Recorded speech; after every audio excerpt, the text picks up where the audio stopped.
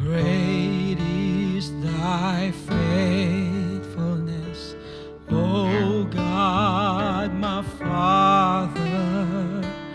There is no shadow of turning with thee. Thou changest not, thy compassions, they fail not. As thou hast been, thou forever wilt be. Great is thy faithfulness, great is thy faithfulness. Morning by morning, new mercies I see. All I have needed, thy hand hath provided. Great is thy faithfulness, great is thy faithfulness, great is thy faithfulness, Lord, unto thee.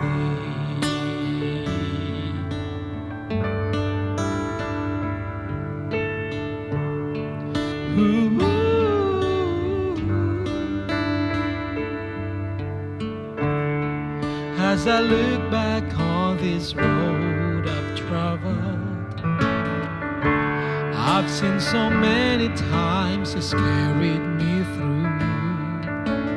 And if there's one thing that I've learned in my life, my Redeemer is faithful and true. My Redeemer is faithful and true. Everything he has said he will do. Every morning his mercies are new. Redeemer is faithful and true. My Redeemer is faithful and true.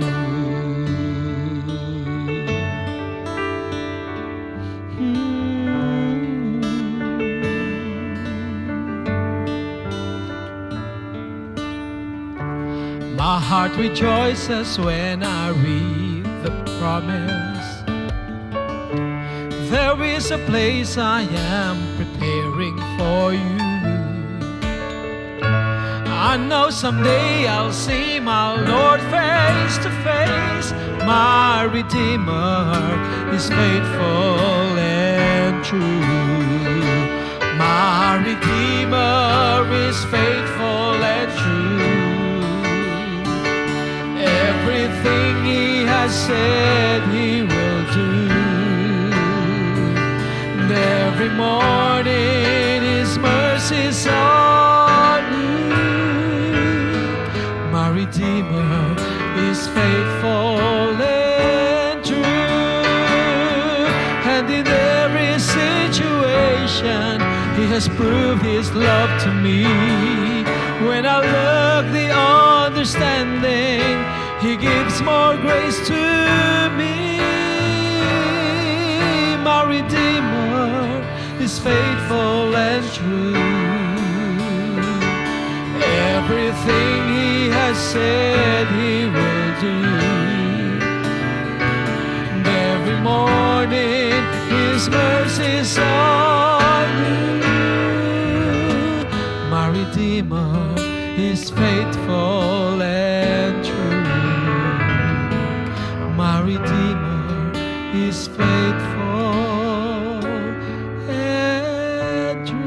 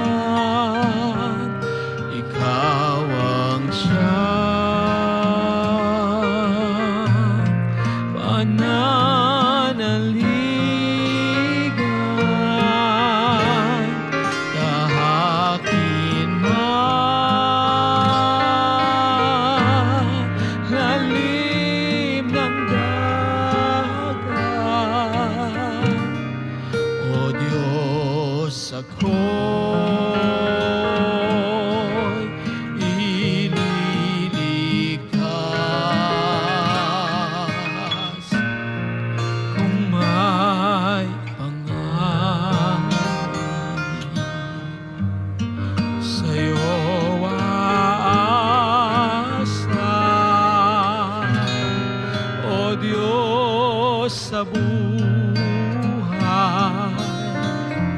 kanlungan ka. Kapag ang puso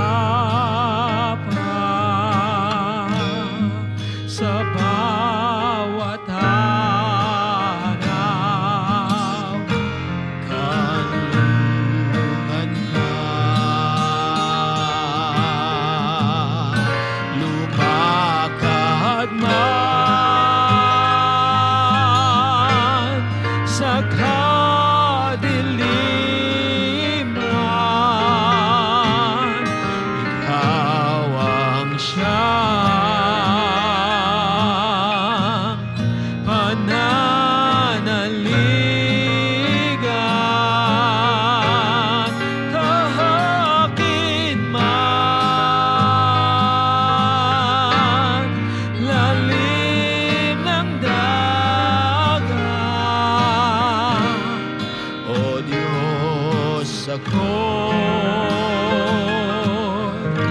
ililigtas.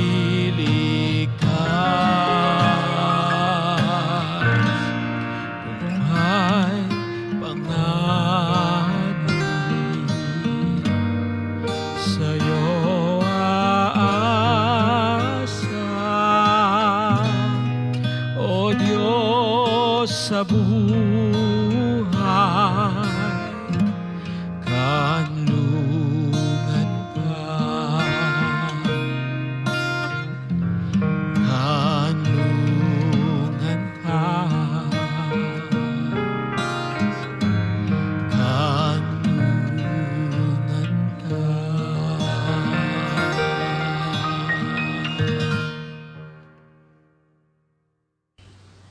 Magandang umaga po sa bawat isa. Sa mga kapatid sa Kalulot Baptist Church, magandang umaga po sa inyong lahat.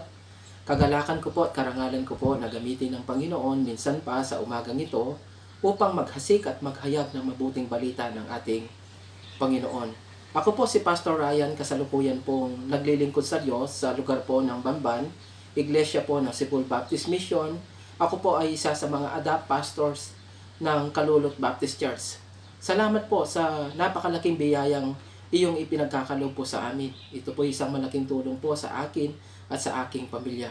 Sa aming dalangin araw-araw ay nawa patuloy pong pagpalain ng Diyos ang pamilya po ng CBC o ng Kalulot Baptist Church sa napakalaking puso nila upang tulungan ng mga maraming pastor. Kaya dalangin namin na marami pa pong lingkod ng Panginoon ang matulungan po at mabahaginan po ng biyaya ng ating Panginoon sa pamamagitan po ng pamilya ng CBC o ng Kalulot Baptist Church. Sa umagang ito ay nais ko pong mangusap sa paglakad ng isang mananampalataya o ng isang Kristiyano. Magmula nang tayo po itawagin ng ating Panginoong Yesus at makasumpong po tayo ng kanyang kaligtasan na bigay sa atin nang dahil sa kanyang krus at nang dahil sa kanyang dugo, tinuturo po ng banal na kasulatan na tayo po'y lumakad kasama ang Diyos. Ang salitang lumakad na kasama ang Diyos ay kasing katumbas ng salitang mamuhay ng ayon sa kalooban ng ating Panginoon. Subalit, habang tayo'y naririto sa ibabaw ng mundong ito at patuloy tayong naglalakad sa iba't ibang anggulo ng ating buhay, marami po tayong nakakasalubong. Nakakasalubong po natin ang maraming problema, nakakasalubong po natin ang maraming pagsubok, and yet maging yung kamatayan ay patuloy po nating nakakasalubong sa ating paglakad sa ibabaw ng mundong ito. Subalit, nagpapasalamat tayo sa Diyos sa ating paglakad ay hindi tayo iniiwan ng Diyos. Patuloy po tayong sinasamahan ng ating Panginoon hanggang tayo po'y makarating doon sa kanyang banal na paanan. Nais ko po kayong dalhin sa Hebreo chapter 10 verses 23 hanggang 25. Hebreo, kabanatang 10, talatang 23 at 25. Ganito po ang sabi ng banal na kasulatan: magpakatagtag tayo sa ating pag-asa at huwag mag-alinlangan, sapagkat tapat ang nangako sa atin. Sikapin natin gisingin ang damdamin ng bawat isa sa pagmamahal sa kapwa at sa paggawa ng mabuti. Huwag nating kaligtaan ang pagdalo sa ating mga pagtitipon gaya ng nakasanayan. Sa halip ay palakasin natin ang loob ng isa't isa, lalo na ngayong nakikita nating malapit na ang araw ng ating Panginoon.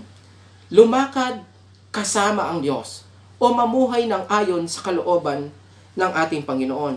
Ang totoo, hindi madali ang lumakad para sa kalooban ng Diyos. Hindi madali ang mamuhay ng ayon sa kaluguran ng ating Panginoon.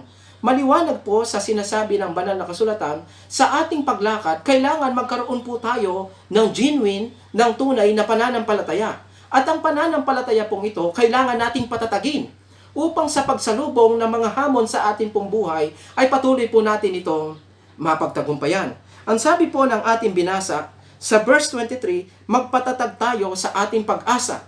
Sino po ang ating pag-asa? Walang iba kundi ang ating Panginoong Yesus. At ang ating pananampalataya ay nakasalig sa ating Panginoong Yesus. Ang ating pag-asa ay walang iba kundi ang ating Panginoong Yesus. Kailangan bilang mga mananampalataya, walang pag-aalinlangan walang pagdududa sa kakayahan, kapasidad at kapangyarihan ng ating Panginoong Yesus. Sapagkat ang ating Panginoong Yesus ay tinubos tayo mula sa kasalanan at tiyak na ang kaligtasan na meron tayo ay makakarating doon sa langit. Yan ang panghahawakan dapat ng isang mananampalataya. Habang siya'y lumalakad sa ibabaw ng mundong ito, lalakad siya na may paninindigan sa kanyang pananampalataya. Bakit siya kailangan lumakad sa paninindigan sa kanyang pananampalataya? Sinasabi po kasi ng ating binasa ay tapat ang nangako sa atin. Ang ibig pong sabihin nito, ang Diyos ay hindi siya nagbabago. Hindi kumukupas ang kanyang kapangyarihan. Hindi tumatanda. Hindi siya nawawalan ng kapangyarihan na pwedeng gawin sa buhay mo at sa buhay ko. Kung ganon, pwede po nating panghawakan ang kanyang mga pangako, maging ang kanyang mga salita, nang walang pag-aalinlangan, walang pagdududa sa ating buhay, sapagkat ang Diyos na tumawag, nagpatawad, at nagbigay sa atin ng kaligtasan ay tapat. Kung tapat ang Diyos, kailangan natin panghawakan yung kanyang mga pangako sa ating buhay. Sinasabi po ng Isaiah chapter 40 verse 28, hindi ba ninyo alam? Di ba ninyo talos? Hindi ba ninyo nababalitaan? Itong si Yahweh ay isang Diyos na walang hanggan. Siya ay Diyos na punong-puno ng kapangyarihan at ang kanyang lakas ay pangwalang hanggan. Hindi siya nagpapagod. Kung ang Diyos na tinuturo po ng banal na kasulatan ay isang Diyos na makapangyarihan at walang pagkapagod sa kanyang ginagawa, pwede po nating isandal ang ating pananampalataya sa Kanya. Bilang mga mananampalataya na lalakad sa ibabaw ng mundong ito, kinakailangan po tayong lumakad na may paninindigan sa ating pananampalataya. Bakit ko po sinasabi ito? Sa buhay mo at sa buhay ko, wala po tayong pwedeng hasahan. Hindi natin pwedeng asahan ang kayamanan sapagkat ang kayamanan ay kumukupas. Hindi natin pwedeng asahan ang ating katanyagan sapagkat ang ating katanyagan ay kumukupas at nawawala. Hindi rin natin pwedeng asahan ang ating kapasidad, ang ating kakayahan o ang ating pinag-aralan sapagkat tayo'y tumatanda at kumukupas ang ating kakayahan sa maraming bagay. Tanging pananampalataya at salita ng Diyos lamang ang pwedeng asahan ng tao upang siya'y makarating doon sa tungtungan na inilagak ng Diyos sa kanyang buhay. Kaya habang po tayo'y lumalakad sa ibabaw ng mundong ito, lumakad tayo na may totoong pananampalataya sa harapan ng ating Panginoon. Lumakad tayo na may totoong pananampalataya, may paninindigan sa ating pananampalataya, upang kung sa ganon ay makatahak man tayo sa iba't ibang anggulo ng ating paglalakad sa ibabaw ng mundong ito, tiyak na tayo'y magtatagumpay, tiyak na tayo'y makakatayo, tiyak na tayo'y kakakitaan ng katatagan sapagkat kasama natin ang Diyos at patuloy natin pinanghahawakan ang kanyang mga salita, ang kanyang mga pangako. Gusto ko pong makita natin sa ating paglakad, lumakad tayo na may paninindigan sa ating pananampalataya. Pangalawa po, hindi lamang tayo lalakad na may paninindigan sa ating pananampalataya, bagkus lalakad din tayo na may pagpapalakas sa mga taong nanghihina. Yan ang sabi po ng verse 24. Ang sabi po ng talatang 24, ganito po ang sabi ng sumulat ng Hebreyo, sikapin din nating gisingin ang damdamin ng bawat isa sa pagmamahal sa kapwa at sa paggawa ng mabuti.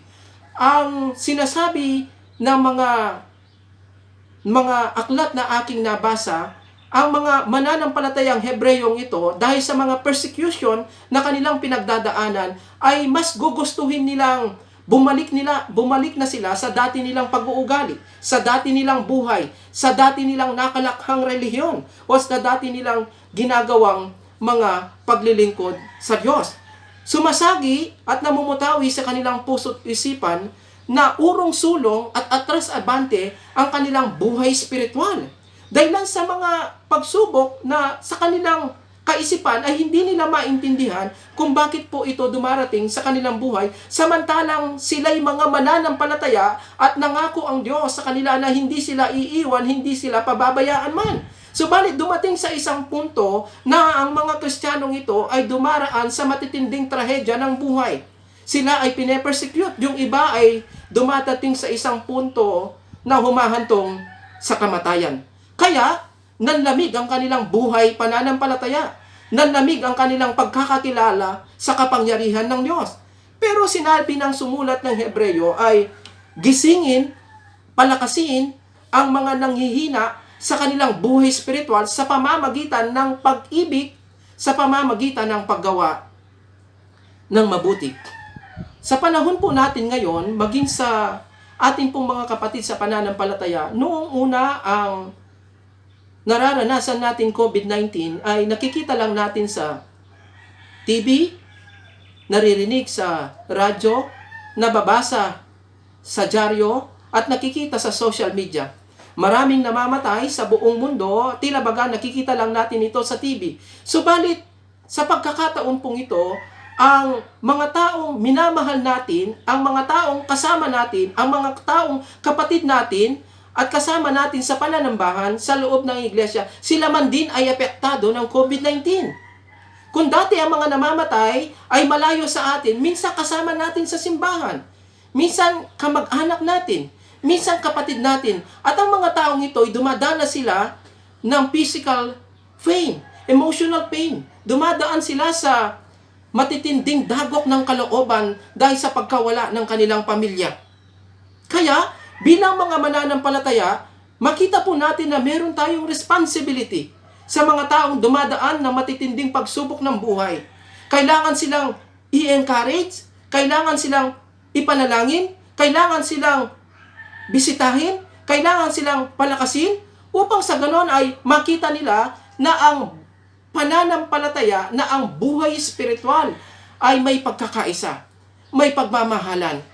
Mga kapatid, mga magulang, may mga kapatid tayo, may mga kamag-anak tayo, na dumating sa isang punto na tinatanong nila ang Panginoon kung bakit nangyari sa kanila ang mga bagay na ito.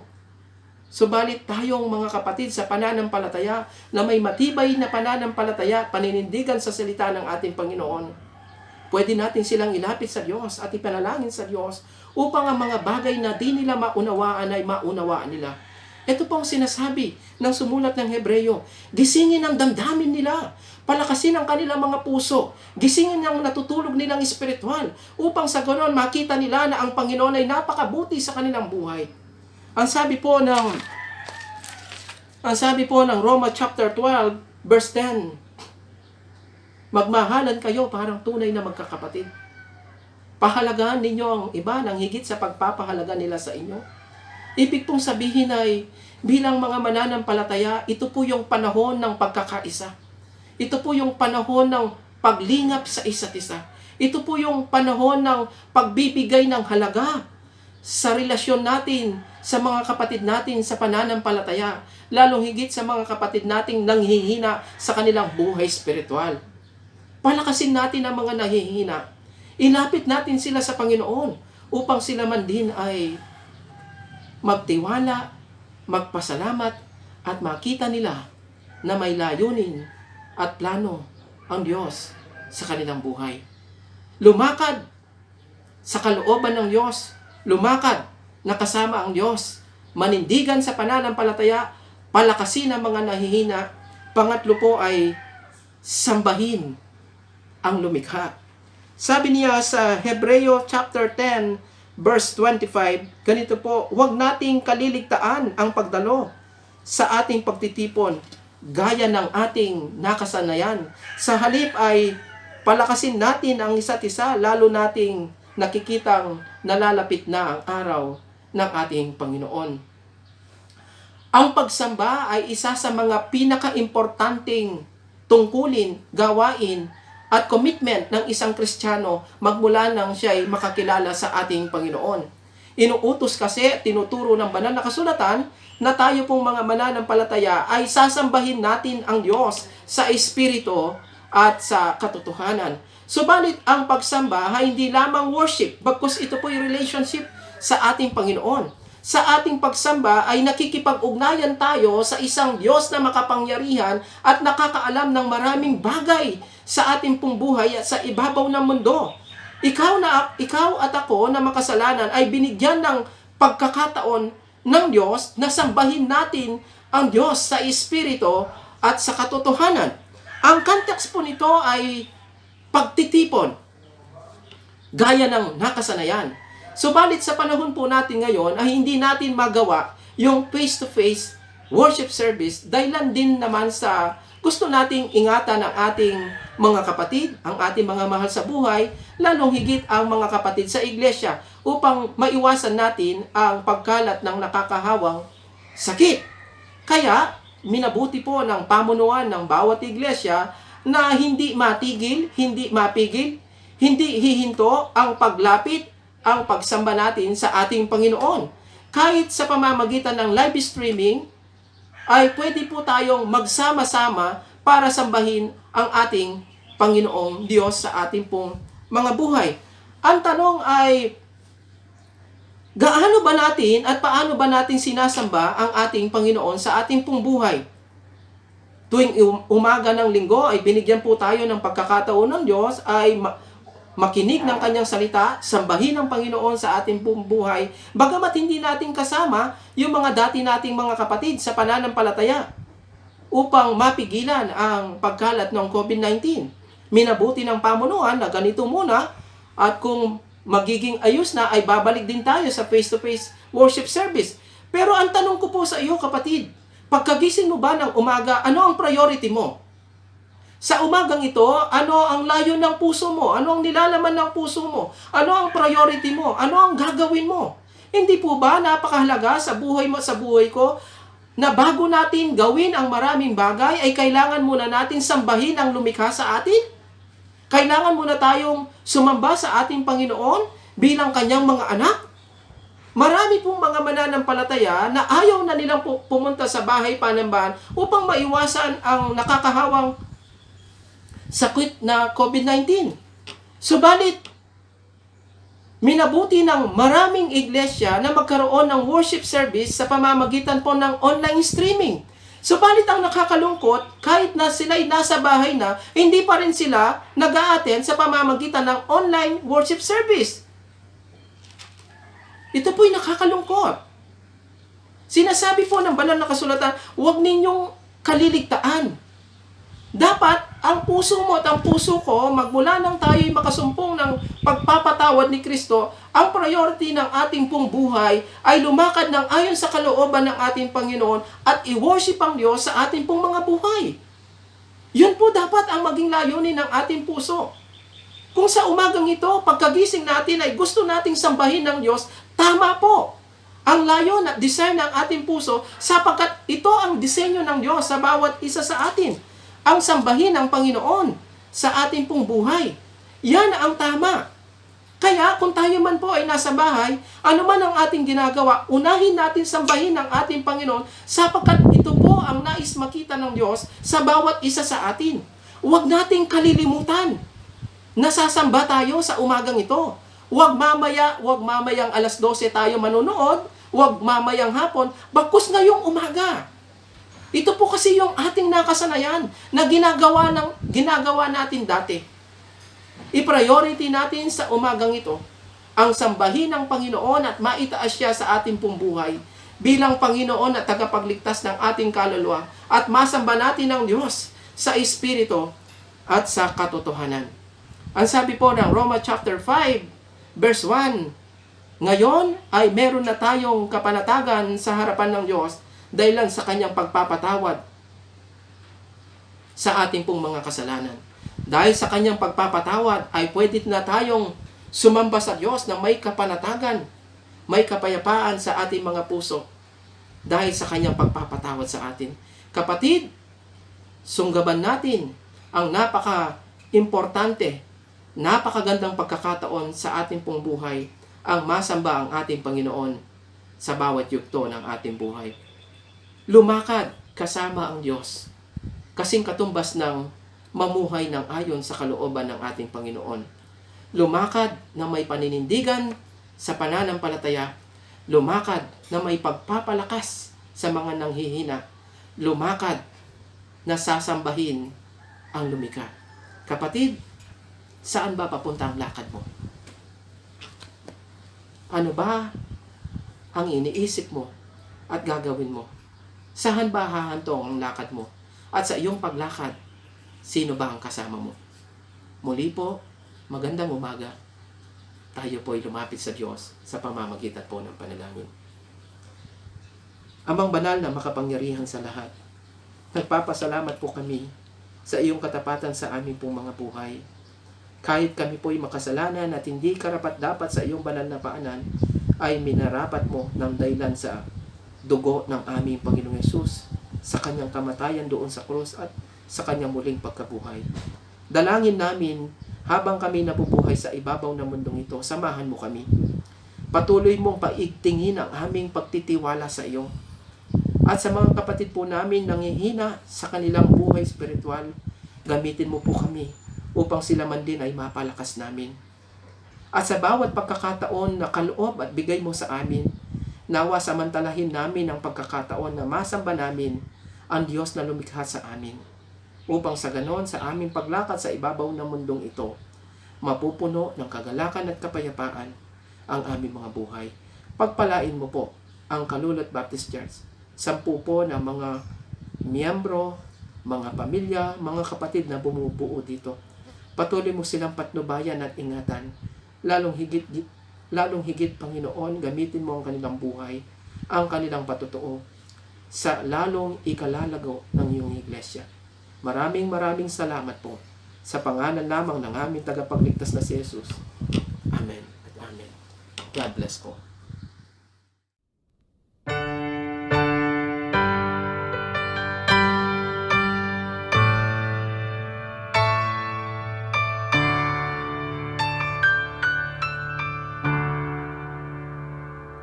When peace like a river attendeth my way, when sorrows like seas billows roll,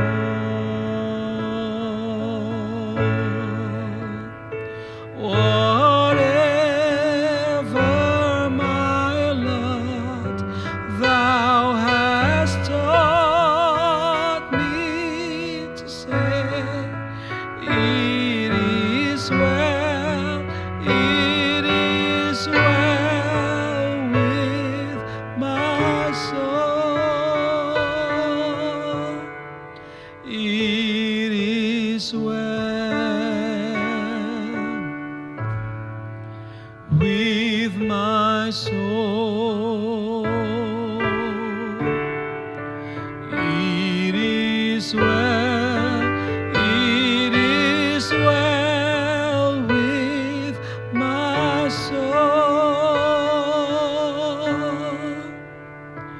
Though Satan should buffet, though trials should come, let this blessed assurance control, that Christ has regarded my helpless estate and had shed his own blood for my soul.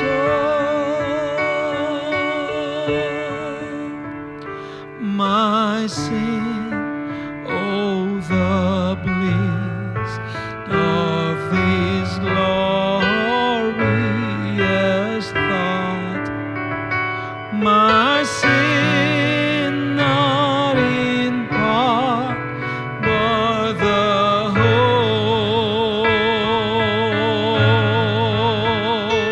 is nailed to the cross, and I bear it no more.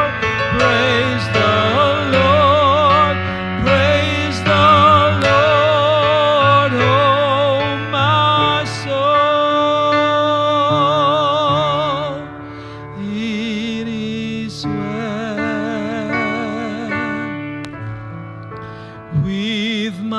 soul.